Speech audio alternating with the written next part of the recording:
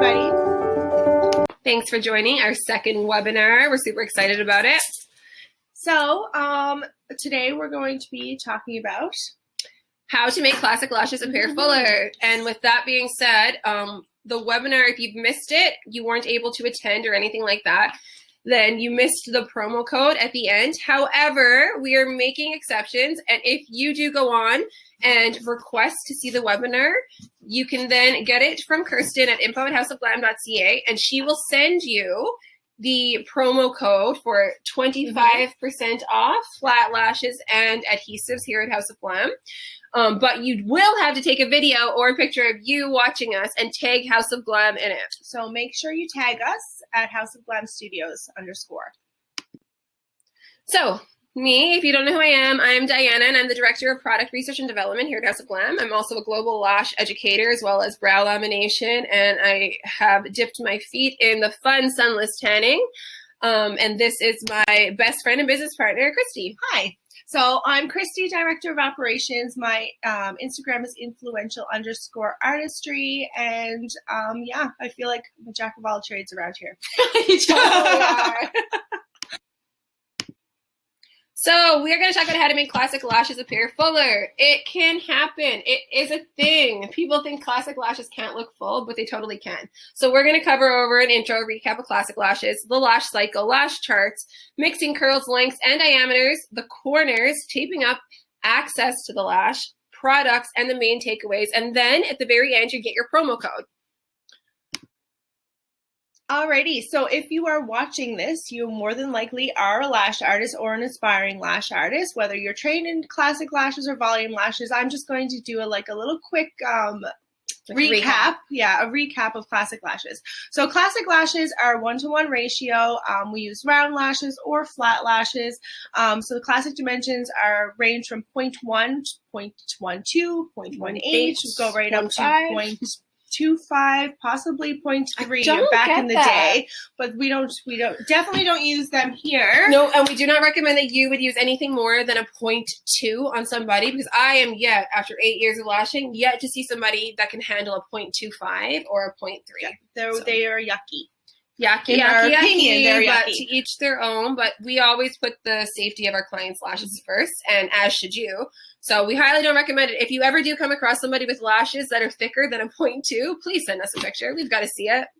So there's different materials that are used for classic lashes. There's silk, there's velvet, there's cashmere. Apparently there's real mink that was used back in the day. Yeah, so it was authentic mink that we used. I bought a tray of it. That's crazy. Yeah, do you know how much they were?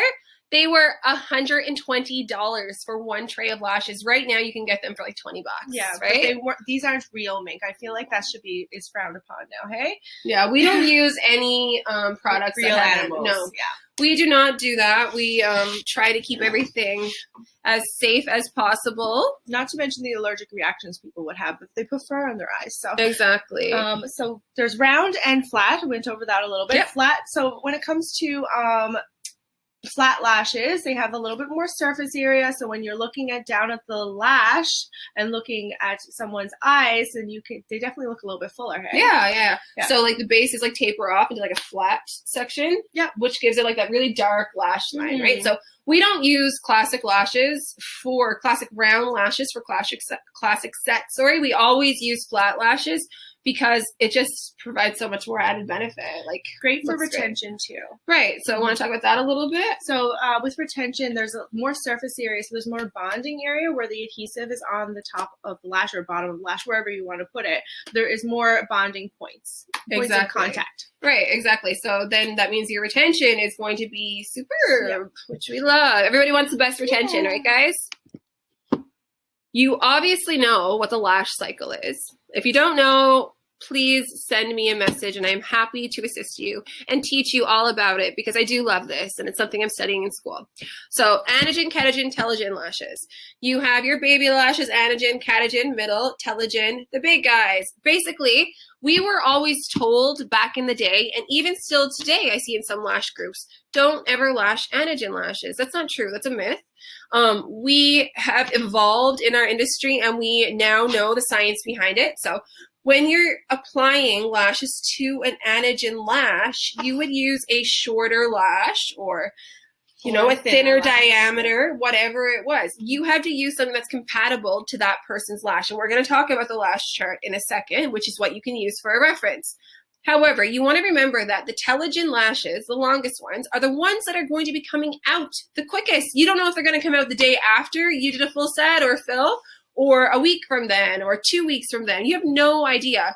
However, one type of lash that is guaranteed, or at least 99% sure that it's still going to stay there, would be the anagen lash, the short lash, because we know that can take 2 to 3 months for that to grow out completely to a telogen and then fall out. So always lash anagen. Always lash anagen, but the most important thing to take away from that is make sure that you're using the correct diameter and weight, and to make sure that the anagen lash isn't pulled out. Right. So we're going to touch on that there in the next one. So this is our wonderful lash chart, and what Kristie was just saying then about making sure you use the right weight. So if you look at the first section, we have lash chart there. It says dimension and weight. So this is when you do a lash assessment. So your client comes in, you're taking a look at their lashes, trying to determine what type of lash they have, whether they have a healthy lash or a mediocre lash or a really unhealthy lash. That means how thin or how thick the lash is. So healthy lashes would be a 0.2. A healthy lash would weigh approximately 0.0003 grams, whereas a lash maybe that your grandma may have or somebody with finer hair may have would be a 0.00010. So that means the weight that their natural lash can handle would decrease, right? So always look at that as an assessment. Then based on that, you're going to go down to your volume conversion chart, which can also be used for classic lashes, which is what we're doing now. So let's say you have a 0.00010 lash. What can you use for that weight? So if we go down here, we know that using a 1D 0.07, and which would be for volume, but we are going to have the wonderful classic conversion chart as well. But I mean, if you ever do, in there though, there's classic in there too. So we've got 0.2 at 0.0003, classic doll 0.0015. This is just a guide. So even if you are doing volume, please look at this for a reference. And if you need some explanation, I am happy to help you. And you can send me an email at research@houseofglam.ca. Alrighty, mixing curls, lengths, and diameters. So all the things that we can do with curls. So let's start with there. It was always taught to us back in the day that you did the one curl throughout, and it was B curl back then. However, things progressed and we learned all kinds of fun stuff. So if you want to enhance the eyes, you use L plus curl. So if somebody say they have Asian ethnicity and their lashes are pointing downwards, you want to use an L plus curl to lift them up. Double D curl for somebody who has really, really straight lashes too, or somebody who wants that real oomph. And then you can mix the curls up. So say you do your first set of lashes, and the very first layer, meaning all the easy lashes that you can do skipping over, are all a D curl. Then what you can do is go back down afterwards and use a C curl for the next. What that's going to do is going to create some kind of dimension in there, and it's going to create depth so they look fluffy and full. Fluffy and full, that's right. And it's not so obvious when they fall out either. So that's another thing when it comes to length. Yeah. So with lengths you can mix them up. Yep. Diameters you can mix them up, and curls you can mix them up. Yes. So when you're mixing with all of these different options, then it's definitely going to create a fuller style, right, and a more unique style, and exciting unique to your client. And also, if you think about your natural lashes, we have such a mixture of anagen, keratin, telogen lashes there. That's what makes it look natural, and that's, you want to try to mimic your synthetic lash to your natural lash as much as possible, because the retention is going to be good. So with the lengths, as we were talking about earlier, same thing with curls. So say you go through and do every second lash with, you're doing a doll eye, you do 8 all the way to 13, back down to an 11, and that's the long set. Then what you can do is decrease it, say by A millimeter. A millimeter, 2, 3, 4 millimeters, depending on where you are, a certain percentage.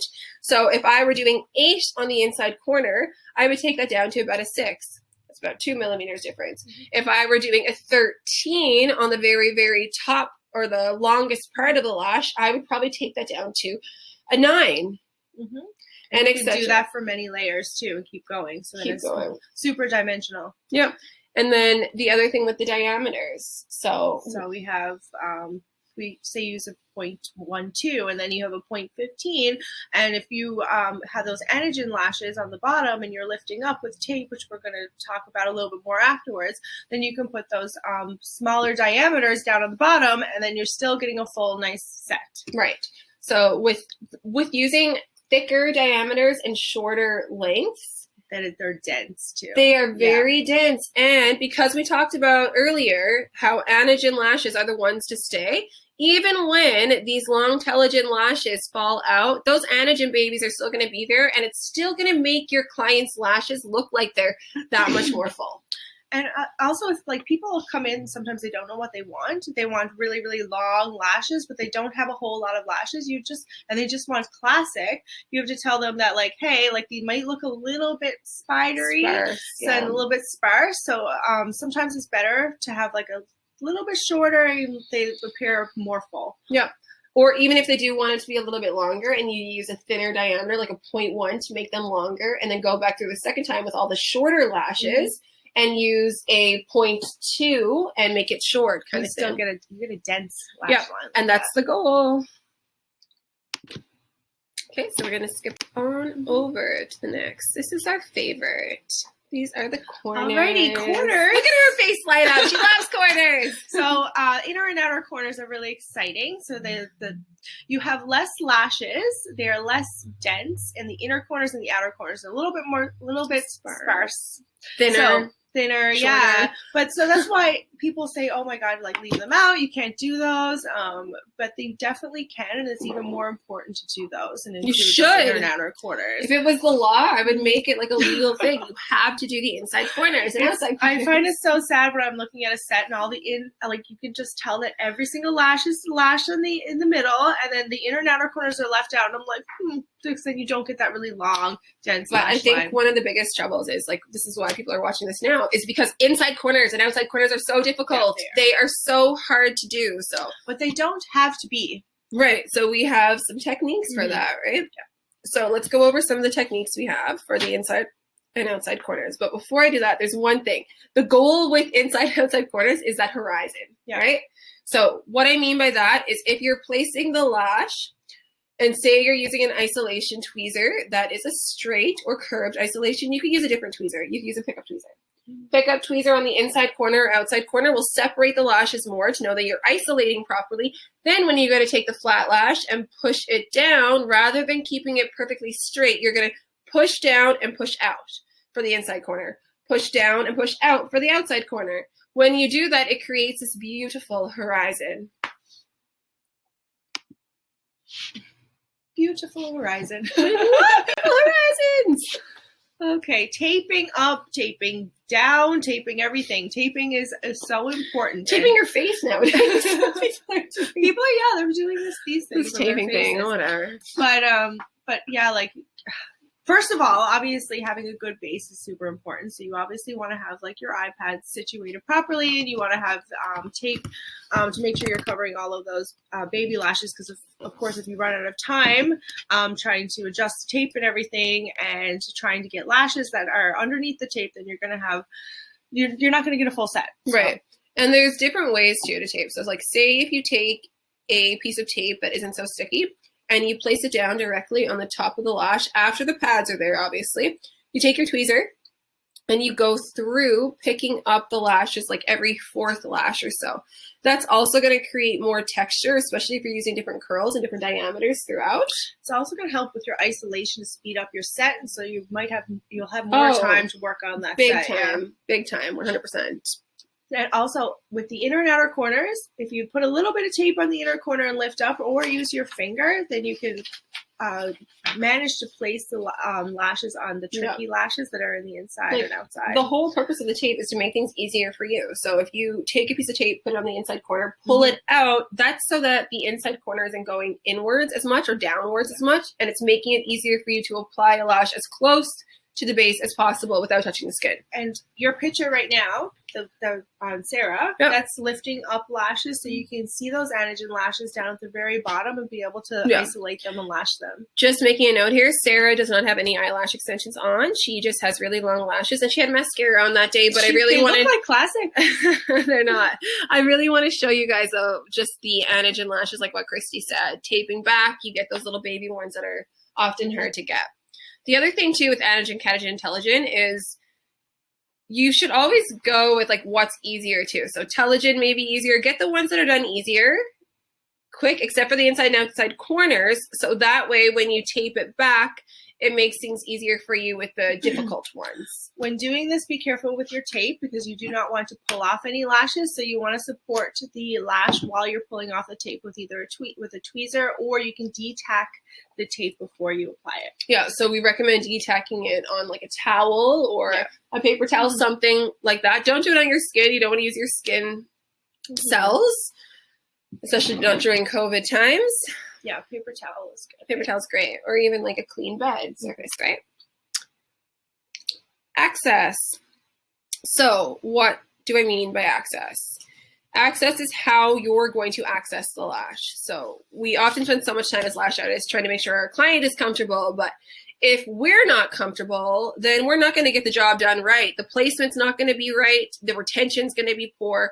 All those things. So when you sit down in your chair, I'm kind of like, if you could see me here in the circle, I'm kind of moving around throughout, and I'm moving this direction and that direction, and I'm going all kinds of ways. The first thing that I do is I move my client's head. So I go from left to right, turn it, put them on an angle a little bit. I want to be directly over top of them. So what are we like? We're like, come back.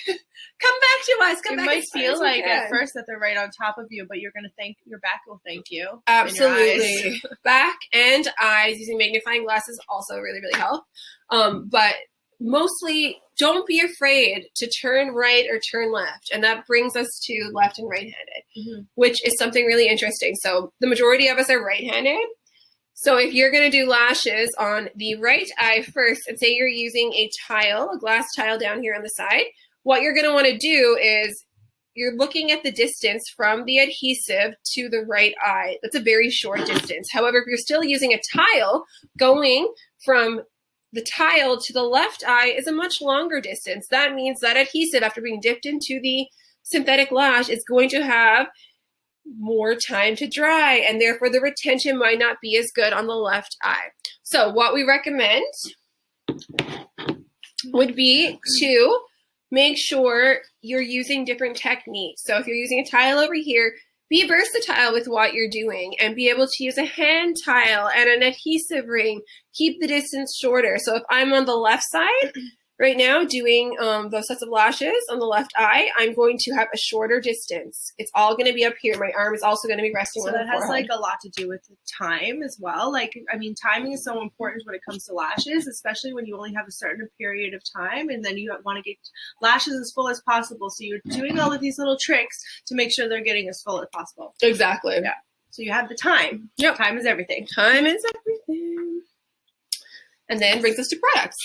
So we have Diamond Adhesive. That's a black adhesive, which is great for, it gives you a better, a darker lash line versus a clear. And then we have flat lashes here, as you see. And they are have a greater surface area, so they look a little bit fuller. They're darker. Yeah, they're darker. So really dark material. Mm-hmm. We love them. So we want to thank you guys for participating in our webinar, and you will get a promo code sent to you if you tag us in tag us with you. Tag us in your Instagram or Facebook, and make sure you tag House of Glam in that. And thanks for joining. Bye. Bye.